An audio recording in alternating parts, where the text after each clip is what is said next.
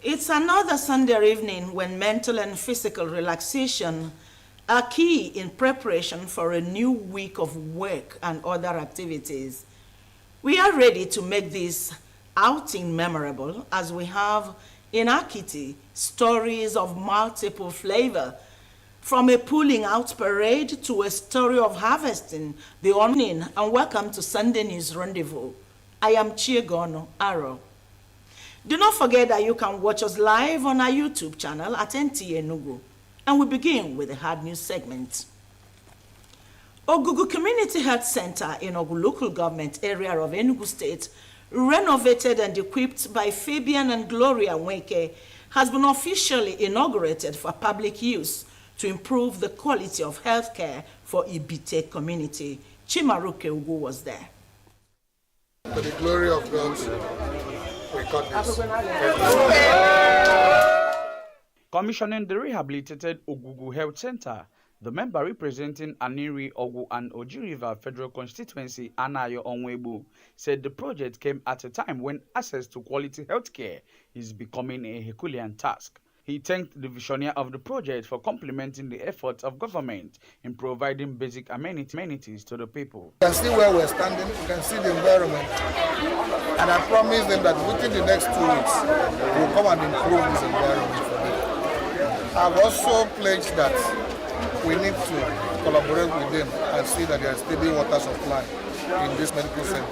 The rehabilitation of the Ogugu Health Center by Fabian and Gloria Nweke is bettered by their passion to invest in the health and well-being of the community and to bring quality healthcare to the grassroots. I feel like I'm blessed to have a beautiful wife like her who thinks about the people back home, who wants to do more from where she came from where she grew up. So I'm grateful to God. No matter how small, together we can make a difference in the lives of our patients and in the health of our community. Let us work together to create a healthier, happier, more vibrant future for all. Traditional rulers and other top government functionaries at the unveiling ceremony were optimistic that the health center will ameliorate the health challenges of the indigent. Guide whatever that she has done. So I'm very glad for today. Appreciative of the gesture, the community promised to utilize the facility to provide quality health care to the people. In Enugu, Chimaroke Ugu, NTA News. Violence is an ill wind that blows no one any good. This is the view of many youths, religious and cultural groups in Enugu who have unanimously chosen peace and dialogue over protest and violence. Susan Eze reports on the disposition of these key groups in Enugu on the protests that rocked parts of the country in the past week. Even while the organizers of the hunger protest mobilized for action, the exercise seemingly lost steam in Enugu State, as many key stakeholders were all vocal in their calls against the protest due to the potentials of violence. The leaders maintained that the much-needed economic growth and development can only come in an atmosphere of peace and unity. When there's peace, there's bound to be progression. But when there's no peace, it leads to retrogression. I call on everybody to come together, bring whatever they have together, the ideas and efforts to make Nigeria better. While they acknowledge the people's right to protest in the face of biting hardship, they, however, feared that the protest could spiral out of hand, stressing that the hardship in the land is an inheritance from past administrations. Nigerians, they said, must pray for the current government to find a way out of the hard economic situation. Pray for His Excellency President Bola Ahmed Tinubu, his team, for Almighty Allah to bless them with all it takes to take us to the next level. We will pass through these challenges. Nigeria will be great again. 6 days into the hunger protest in parts of the country, Enugu State has remained calm, with the people going about their economic activities. In Enugu, Susan Eze, NTA News. We take a breather here. Get ready for the Rendezvous segment.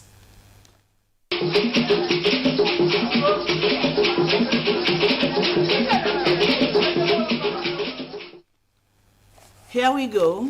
Nigerians have been urged to speak up against all forms of violence against women and girls so as to build an egalitarian society where they could harness their potentials and thrive.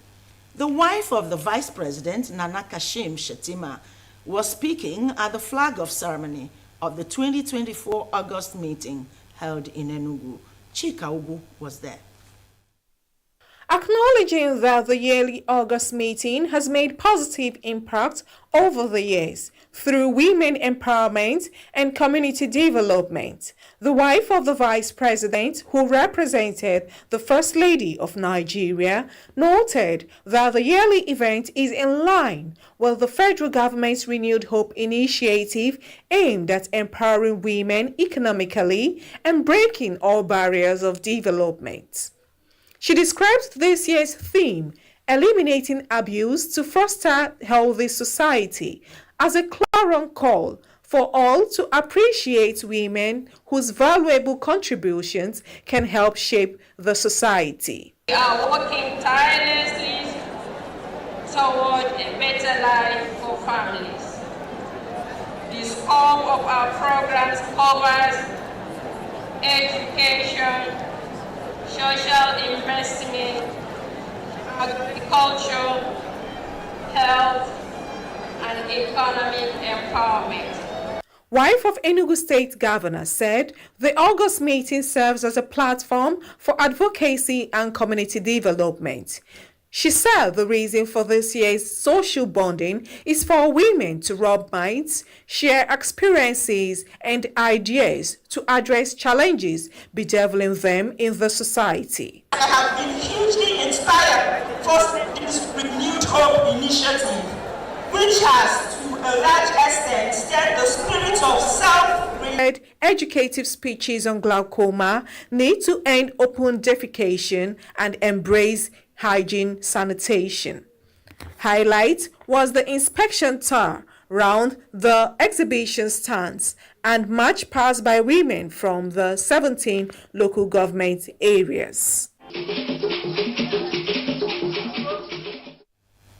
The August meeting is here with us, and I urge mothers and women all over to please pay attention to matters that touch women and girls. Resilience, loyalty, and grace are tagged the bedrock of success in life and the force to propel one to go far in life.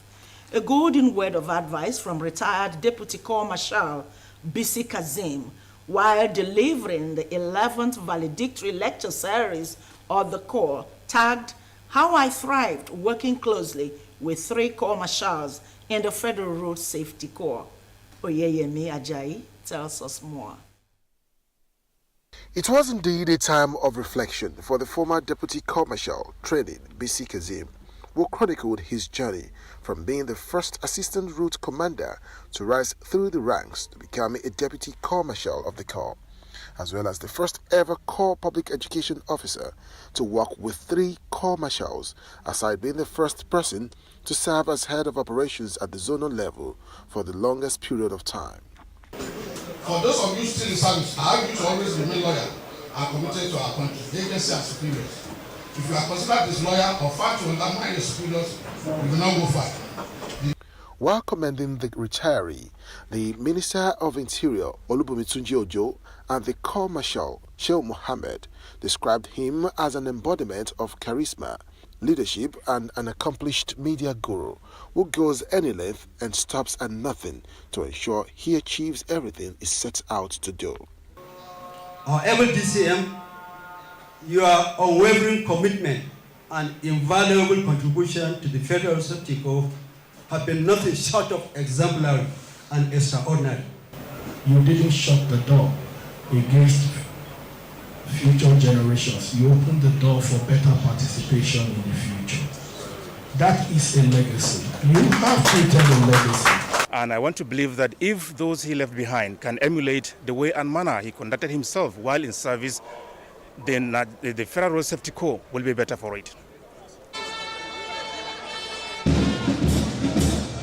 Bisi Kazim, popularly referred to in his circle as the Jagaban of FRSC, joined the Corps in 1988, and his loyalty, dedication and hard work earned him the role of the Corps Public Education Officer, a position he held for more than 12 years before being elevated to the position of the Deputy Corps Marshal Training.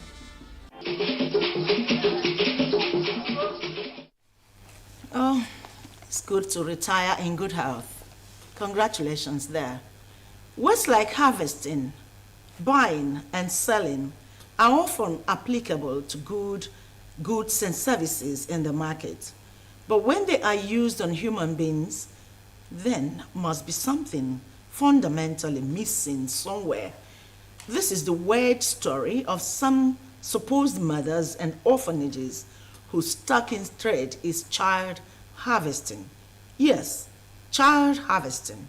Clement Barikusi has the details.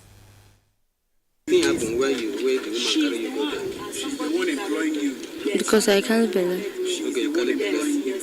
From your boyfriend or your husband? My boyfriend. Okay, so what happened? My boyfriend denied me. Imem, 17 years old, got pregnant for her boyfriend, who later denied the pregnancy and abandoned her. Her parents, whose sources of livelihood are not guaranteed, in a bid to cover up the shame, hands her over to an orphanage in Owerri, unknown to them that it is a baby factory. There are several other stories of child harvesting and baby factories making the rounds, with young females between the ages of 15 to 20 as targets. Since my assumption of duty in February 2024, we have recorded about 5 cases of baby factory, and we have been able to have 13 victims with 3 infants. That is altogether, we have 16 victims, and we have arrested 8 suspects. For what we have done thereafter, we have been able to reunite them with their members of family, and we have counseled their family that they should take care of these ladies. But why should a parent or parents choose this part of this honor? Is there any psychological problem somewhere? Some parents and a psychologist attempt to provide answers. As a father, hearing such information going on in our society, it saddened our hearts. It is very, very disturbing, for one, to link hunger and poverty to selling a fellow human being, in this case, children, which are gifts from God. If these children do not have who to sell this child to, they won't be going into this. They won't start making it as a business, because some of them are doing it as business. From the beginning of a lady that is not married to go in for sex, that is sin. First and foremost, that is sin. For her to produce or to give birth to the baby and sell it out is another sin. Group influence. When people are influenced to a situation that they will be de-individuated. De-individuated means that you do not really stand by your original standards of behavior. As rampant as this illegal trade may be in Akwa Ibom State, the police is yet to uncover any baby factory in the state. We don't have the factories in Akwa Ibom, but we have a lot of Akwa Ibomites that are involved in this trade. They get the girls here to those camps in other places. Some, under the pretext that they are going to give them work, in Lagos, and they go to the camp and they lock them up there. While the baby sellers get monetary values from their illegal deals, no one knows the fate of these innocent children who are sold out, not even the mother, as some of them end up in the hands of ritual killers.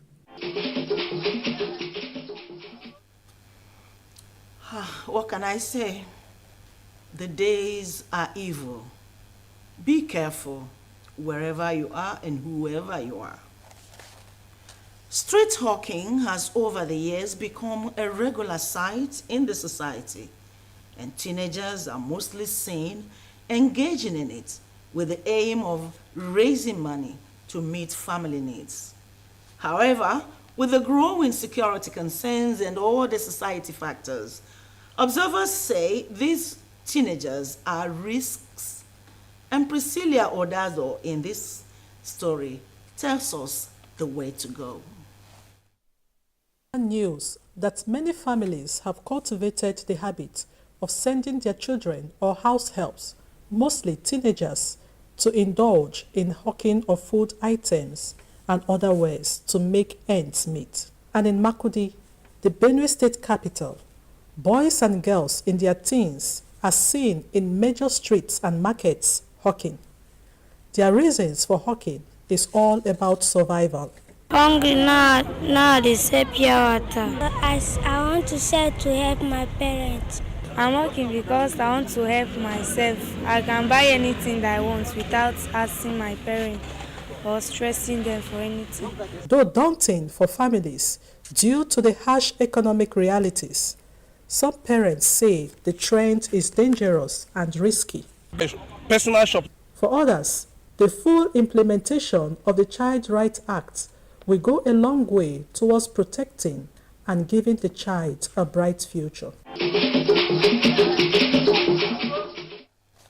Same like the previous reports, carefulness and patience, especially when giving out your own blood, your own flesh and blood, to somebody you do not trust or you do not know.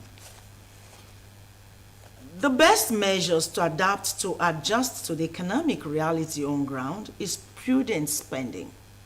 And this is the view of residents in Enugu as they suggest ways to cope with the situation in Enugu as the hustle and the bustle continue. Ukeri Ogugu completes the report. The high inflationary rate of the country's economy seems to have heightened with the removal of fuel subsidy, the ripple effects of insurgency, farmer herders clash, apparently has eroded the citizens' interest in agriculture for food sufficiency. As the economy dwindles by the day, the leadership of the country, who resorted to borrowing, cough out whooping amounts in servicing the loan. Residents who lamented the hardship advised Nigerians to resort to prudent spending, reduce daily square meals, and diversify their sources of income so as to cope with the economic realities on ground. I spend my salary on buying fuel. I spend it in buying fuel, which is even eating.